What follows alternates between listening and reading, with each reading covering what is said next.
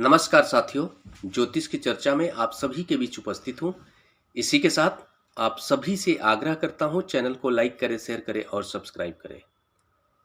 आज की चर्चा का विषय है मिथुन लग्न में मंगल नीच का होकर क्या फल देंगे, इसको जानेंगे। आप सभी के सामने मिथुन लग्न का चार्ट है।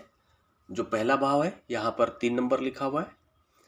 3 नंबर मतलब मिथुन राशि, इसलिए यह मिथुन लग्न का चार्ट है।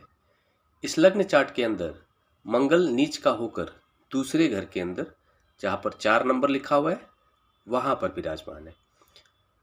मंगल कर्क राशि के अंदर नीच के हो जाते हैं। इसको जानने के लिए हमें यह देखना होगा इस लग्न चार्ट के अंदर मंगल किस घर के स्वामी ग्रह है। इस लग्न चार्ट के अंदर मंगल एकादश भाव के स्वामी ग्रह हैं। मंगल इस लग्न चार्ट के अंदर षष्ठम भाव के स्वामी ग्रह है। षष्ठम भाव और एकादश भाव के स्वामी ग्रह होकर मंगल नीच का होकर द्वितीय भाव में विराजमान है। कोई भी ग्रह कहीं भी 12 घरों के अंदर नीच का होकर अगर बैठता है तो सबसे पहला नुकसान जिस घर के अंदर बैठेंगे उस घर से संबंधित क्षेत्रों पर अपना नकारात्मक प्रभाव देंगे। इसके अलावा जिस घर के स्वामी ग्रह है उस घर से संबंधित नकारात्मक प्रभाव देखने को मिलेगा जातक को। पहला प्रभाव यह होगा, जातक जो छठे भाव का स्वामी ग्रह होकर मंगल बैठे हुए हैं दूसरे घर के अंदर, इसके नकारात्मक प्रभाव के रूप में हम यह देखेंगे कि जातक का जो धन होगा, जो जमा धन होगा, उसको कम करने की कोशिश मंगल करेंगे और वो छठे घर से संबंधित क्षेत्र होंगे जो कारण बनेंगे जातक का जमा हुआ धन को कम करने में। छठा घर खर्चे का, आप ये मान लो कि रोग का घर है। छठा घर कर्ज का घर है। छठा घर कोर्ट कचहरी का घर है। छठा घर सेवा का घर है। लेकिन यहाँ पर सेवा की स्थिति नहीं बनेगी। जातक सेवा नहीं करेगा और जातक के जो मैक्सिमम जो धन खर्च होंगे वो आपको रोगों से संबंधित होगा।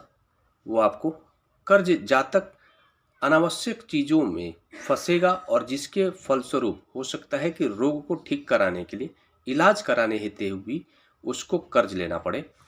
इसके परिणाम स्वरूप उसके जो जमा हुआ जो धन है वो भी कम हो सकते हैं कर्ज को चुकाने में। कोर्ट कचहरी से संबंधित भी चीज़ें नकारात्मक स्थितियां बनाएंगी यहाँ पर, जो कारण बन सकते हैं जातक के धन को कम करने में। एकादश भाव का स्वामी ग्रह होकर द्वितीय भाव में बैठे हैं। इसका परिणाम ये होगा कि जातक को लाभ की स्थिति भी बड़ी मुश्किल से बनेगी।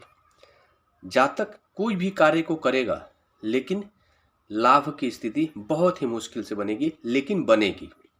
लाभ की स्थिति बनेगी। कारण क्या है कि सामान्य तौर पर जब भी एकादश भाव का संबंध द्वितीय भाव से हो जाए तो इसको हम लोग बड़े धन योग के रूप में जानते हैं। लेकिन यहाँ पर परिस्थितियाँ ये होंगी कि मंगल जो है नीच का होकर वहाँ पर बैठे हुए हैं, तो इसका परिणाम यह होगा कि जातक को लाभ तो बनेगा, लाभ की स्थिति, लेकिन वो नैतिकता से भरा हुआ कार्य नहीं होगा। वो नैतिकता से भरा हुआ कार्य अगर कुछ करेगा भी तो उसमें लाभ की स्थिति नहीं बनेगी। अमूमन ऐसी स्थिति में जातक को नकारात्मक तरीके से कोई भी अनैतिक कार्य उसको ग्रह करने के लिए मजबूर करते हैं और वो प्रेरित हो जाता है।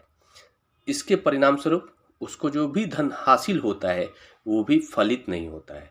वो धन हमेशा कर्ज को चुकाने में या फिर रोगों से छुटकारा पाने में वो भी धन धीरे धीरे उसके पास से चला जाता है। ऐसी स्थिति बनती है। ये सारे प्रभाव देखने को मिलेगा। मंगल दूसरे घर के अंदर बैठे हुए हैं तो दूसरे घर से संबंधित भी नकारात्मक प्रभाव देंगे। नकारात्मक प्रभाव देते हुए सबसे पहला प्रभाव ये होगा कि दूसरे घर के अंदर 4 नंबर लिखा हुआ है 4 नंबर मतलब कर्क राशि। कर्क राशि के स्वामी ग्रह चंद्रमा है, तो चंद्रमा पीड़ित हो गए, आप यह मान सकते हैं। जातक का जो वाणी होगा वो कटु हो जाएगा, उग्र हो जाएगा, एरोगेंट वे में बात करने का उसका जो तरीका होगा एरोगेंसी से भरा हुआ होगा। उसके जो संबंध होंगे कुटुंब से वो भी ठीक नहीं होंगे। उसके बात व्यवहार के तरीके से कुटुंब हमेशा नाराज रहेंगे। ऐसी स्थिति मंगल वहां पर बैठकर बना देंगे। मंगल वहां पर बैठकर अपनी चौथी दृष्टि से पहला, दूसरा, तीसरा और चौथी दृष्टि से पंचम भाव को देख रहे हैं। पंचम भाव को मंगल अपनी चौथी दृष्टि से देख रहे हैं। इसका परिणाम ये होगा कि जातक को अपने पंचम हाउस के अंदर तुला राशि बन रही है, तो तुला राशि के जो स्वामी ग्रह है वो शुक्र है। शुक्र के साथ मंगल की जो संबंध है वो मित्रता का है। इसके परिणाम स्वरूप मंगल पंचम हाउस से संबंधित जो प्रभाव डालेंगे थोड़े सकारात्मक होगा। जातक को हो सकता है कि जीवन में जो भी नकारात्मकता रहेंगी उन परिस्थितियों से बाहर निकालने में उसके सहयोगी उनके संतान बने। आने वाले भविष्य में ऐसी स्थिति बनेगी। चौथी के बाद सातवीं दृष्टि की बात कर लें तो मंगल वहां पर बैठकर अपनी सातवीं दृष्टि से अष्टम भाव को देख रहे हैं।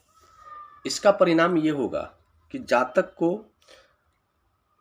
अष्टम भाव लंबे आयु का होता है, अष्टम भाव बड़े रोगों का भी होता है।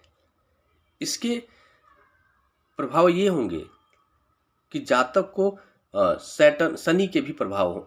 इस अष्टम भाव के जो स्वामी ग्रह बन रहे हैं वो आपको शनि बन रहे हैं।